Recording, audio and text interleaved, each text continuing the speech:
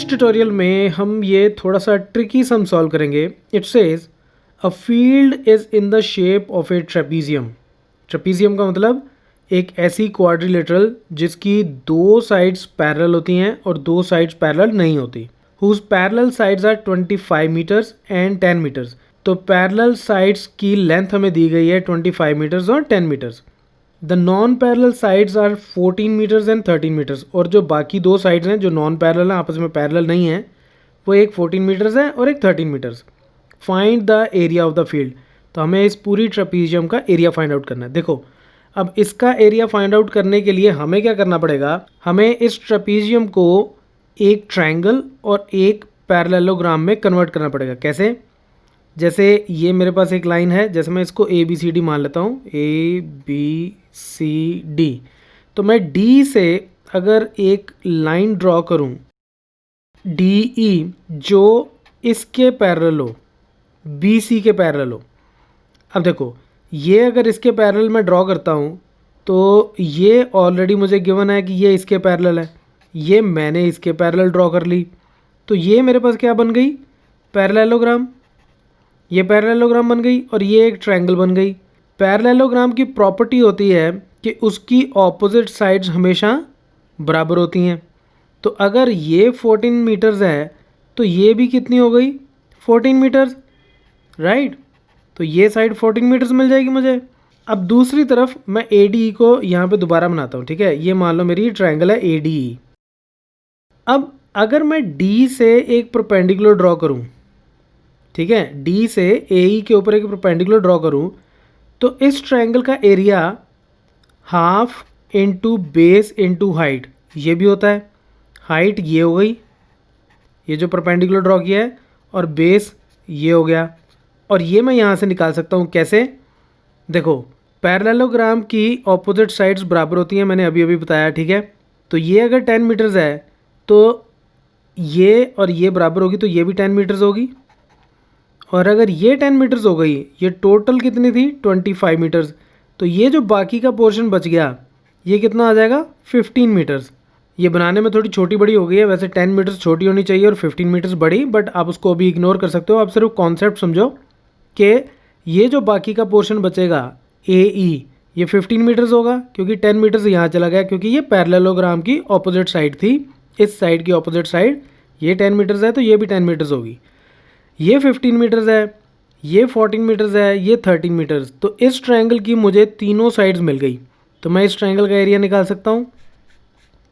अब इस ट्रायंगल का एरिया चाहे मैं हीरोज़ फार्मूला से निकाल लूँ, तीनों साइड्स मिल गई तो हीरोज़ फार्मूला से मैं एरिया निकाल लूँगा।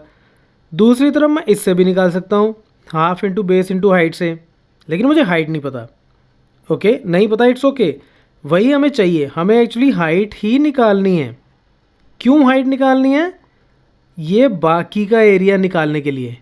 कैसे, ये मैं आपको अभी बताता हूँ थोड़ी देर तक। लेकिन सबसे पहला काम हमें क्या करना है कि हमें इस ट्रायंगल का एरिया फाइंड आउट करना है, इसको पैरेललोग्राम बना के। अब इसमें एक कॉन्सेप्ट और है कि ज़रूरी नहीं है कि आप लाइन इधर ही ड्रॉ करो, आप इसके पैरेलल यहाँ से भी लाइन ड्रॉ कर सकते हो, राइट। ये पॉइंट ई ले लो अगर आप, ए बी सी डी, तो ये वाली साइड कितनी हो जाएगी, 10 मीटर्स, क्योंकि ये पैरेललोग्राम बन गई। अब तो उस केस में ये इसके पैरेलल है, तो ये हो जाएगी 13 मीटर्स। तो बात वही है, 13, 14 और ये बाकी का बचा हुआ part 15 meters, right. 13, 14, 15 meters, 13, 14, 15 meters. तो बात वही आएगी, एरिया सेम आएगा। तो अब हम इसको कंस्ट्रक्ट करना शुरू करते हैं। तो सबसे पहले हमने क्या करना है, construct a line D E parallel to C B, ठीक है। तो ये हम एक लाइन ड्रॉ करते हैं यहाँ पे।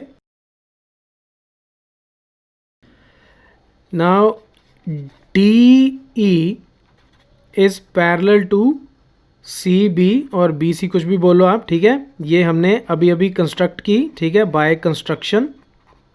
दूसरी तरफ D C is parallel to A B, तो ए बी के पैरेलल है, तो इसका मतलब वो पैरेलल हो जाएगी ई बी के भी, ठीक है, क्योंकि ई बी ए बी का ही पार्ट है। ये क्या है हमें गिवन, ये ऑलरेडी गिवन है कि ट्रेपीजियम में ये वाली साइड्स आपस में पैरेलल हैं। तो इसका मतलब क्या हो गया, कि D E B C is a parallelogram. ये पैरेललोग्राम बन गई। पैरेललोग्राम बन गई तो वहाँ से हम क्या कंक्लूड करेंगे कि डी सी की लेंथ, इसको मैं लेंथ की टर्म्स में ले रहा हूँ अब, कि डी सी की लेंथ जो है वो ई बी के बराबर है। तो वो कितनी हो जाएगी 10 मीटर्स। ठीक है, तो ये साइड जो है ये पोर्शन 10 मीटर्स आ गया मेरे पास। ऑल्सो दूसरी तरफ डी ई जो है लेंथ की टर्म्स में डी ई सी बी के बराबर हो जाएगी। तो वो कितनी हो जाएगी मेरे पास 14 मीटर्स। तो ये साइड 14 मीटर्स आ गई मेरे पास। ठीक है, अब हम सबसे पहले ए ई डी का एरिया निकालते हैं। अब इसमें 3 साइड्स हैं। एक साइड तो ये है ए, इसको मैं ए मान लेता हूँ से 13 मीटर्स। एक साइड ये है बी, ये कितनी है 14 मीटर्स। और एक साइड है सी, वो कितनी है ए ई। और ए ई कितना है, ए ई को मैं निकाल लेता हूँ। ए ई मेरे पास कितना है A B minus E B, right. और ए ई पूरी हमें 25 मीटर्स दी गई है और ई बी हमने अभी अभी निकाला कि 10 मीटर्स है। तो इसका मतलब ए ई कितना हो गया 15 मीटर्स। तो एक साइड आ गई 13, एक 14 और एक 15।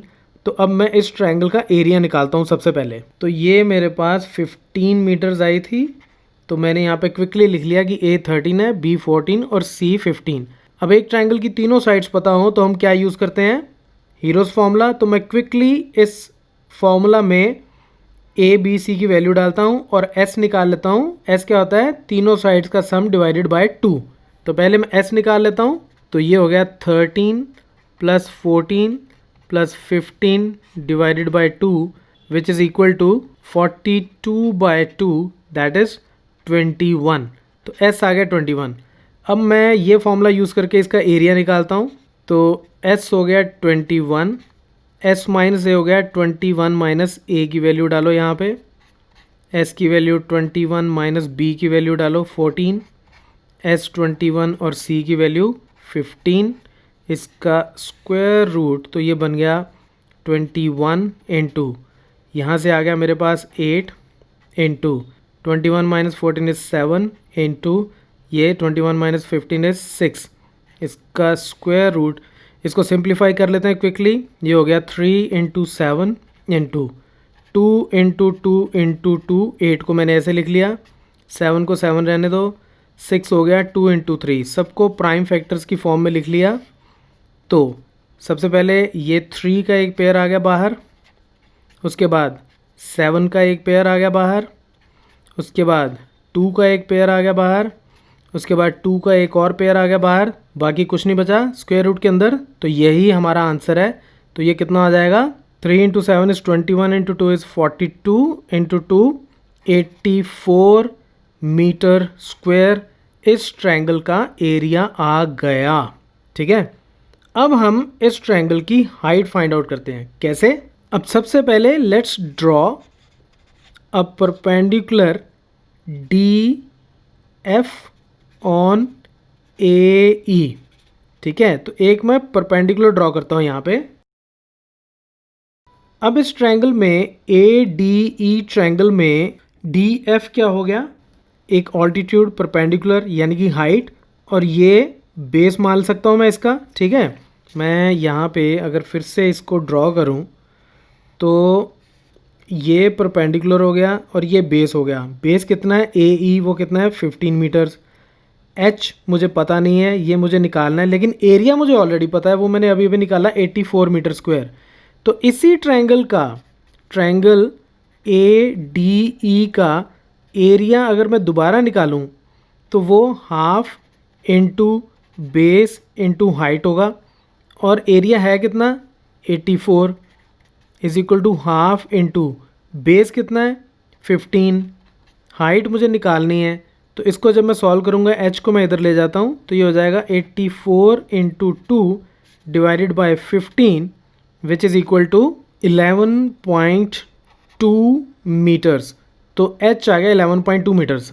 अब हम बात करते हैं इस पैरेललोग्राम की। अब देखो, मेरे पास कोई भी एक पैरेललोग्राम हो, कोई भी पैरेललोग्राम, ठीक है, उसकी इस साइड से अगर मैं एक परपेंडिकुलर ड्रॉ करूं, इस साइड से एक परपेंडिकुलर ड्रॉ करूं, तो इसको अगर मैं बेस मानूं और ये इसकी हाइट हो जाएगी, ठीक है।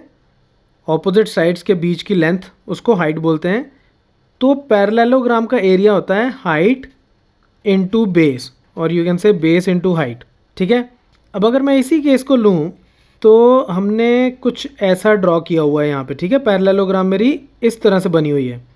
अब इस लाइन को अगर मैं इधर एक्सटेंड कर दूँ और यहाँ से एक परपेंडिकुलर ड्रॉ करूँ, तो ये परपेंडिकुलर चाहे यहाँ से ड्रॉ करूँ, चाहे मैं यहाँ से ड्रॉ करूँ, चाहे मैं यहाँ से ड्रॉ करूँ, दो पैरेलल लाइंस के बीच में जो परपेंडिकुलर ड्रॉ होते हैं उनकी लेंथ हमेशा बराबर होती है। तो यानी कि ये जो हाइट हमने इसकी निकाली है डी एफ की, ये जो एच हमने निकाला था, ये एच निकाला था ना हमने अभी अभी, ये 11.2 मीटर्स, ये सिर्फ ट्रायंगल की ही हाइट नहीं है, ये इस पैरेललोग्राम की भी हाइट है। मैं यहाँ पे एक बार और ड्रॉ कर देता हूँ। तो ये परपेंडिकुलर आप इस लाइन से इस लाइन के ऊपर कहीं पे भी ड्रॉ करो, उसकी लेंथ हमेशा बराबर होगी, तो ये इसकी हाइट होगी। तो अब हम क्विकली इस पैरेललोग्राम का भी एरिया निकाल लेते हैं। So area of parallelogram D E B C कितना आ जाएगा, बेस इनटू हाइट। अब इसका बेस कितना है, बेस है ई बी, तो ई बी कितना है, मैं लिख देता हूँ चलो, E B into height. Height क्या है, ये जो हमने अभी अभी हाइट निकाली डी एफ, और ई बी कितना है 10 मीटर्स, तो मीटर्स मैं छोड़ रहा हूँ, अभी सिर्फ न्यूमेरिक फिगर्स यूज़ कर रहा हूँ। और डी एफ कितना है, डी एफ हमने अभी अभी निकाला 11.2 मीटर्स, तो 11.2, तो इसको मल्टीप्लाई करूँगा तो ये कितना आ जाएगा 112 मीटर स्क्वायर। तो ये आ गया इस पैरेललोग्राम का एरिया। ट्रायंगल का हम पहले निकाल चुके थे, तो अब पूरी ट्रेपीजियम का एरिया क्या हो जाएगा। So area of A B C D क्या हो जाएगा, हो जाएगा area of triangle A D E, इस ट्रायंगल का area, plus area of parallelogram D E B C. Triangle का एरिया हमने कितना निकाला 84 मीटर स्क्वायर, 84 प्लस पैरेललोग्राम का अभी अभी हमने निकाला 112 मीटर स्क्वायर। तो ओवरऑल मेरा आंसर कितना आ गया 196 meter square is the answer. तो आई नो ये थोड़ा सा लंबा और कॉम्प्लिकेटेड क्वेश्चन है, लेकिन फिर भी मैं एक बार क्विकली एक्सप्लेन कर देता हूँ लास्ट में कि इस ट्रेपीजियम को हमने दो पार्ट्स में डिवाइड किया, एक ट्रायंगल और एक पैरेललोग्राम। कैसे, किसी भी एक वर्टेक्स से, ऊपर वाली लाइन के किसी भी एक वर्टेक्स से आप ऑपोजिट साइड के पैरेलल एक लाइन ड्रॉ करो। यहाँ से कर रहे हो तो इसके पैरेलल ड्रॉ करो, यहाँ से ड्रॉ करनी है तो इसके पैरेलल ड्रॉ करो, तो एक पैरेललोग्राम बन जाएगी। पैरेललोग्राम की ऑपोजिट साइड्स बराबर होती हैं, तो इस साइड की भी लेंथ मिल जाएगी, ये इसके बराबर हो जाएगा। पैरेललोग्राम की ऑपोजिट साइड बराबर होती हैं, तो ये भी इसके बराबर हो जाएगा, उससे ये वाला पोर्शन मिल जाएगा ए ई। तो इस ट्रायंगल की तीनों साइड्स मिल गई, इसका एरिया निकाल लिया। इसका एरिया निकाल लिया तो एरिया को यूज़ करके हम इसकी हाइट निकाल सकते हैं एरिया के दूसरे फॉर्मूला में डाल के। वही हाइट हम इस पैरेललोग्राम का एरिया निकालने के लिए भी यूज़ करेंगे, और फिर इन दोनों को हम ऐड कर देंगे तो आंसर आ जाएगा 196 meter square. So that's it from this tutorial. Keep watching Mathemafia.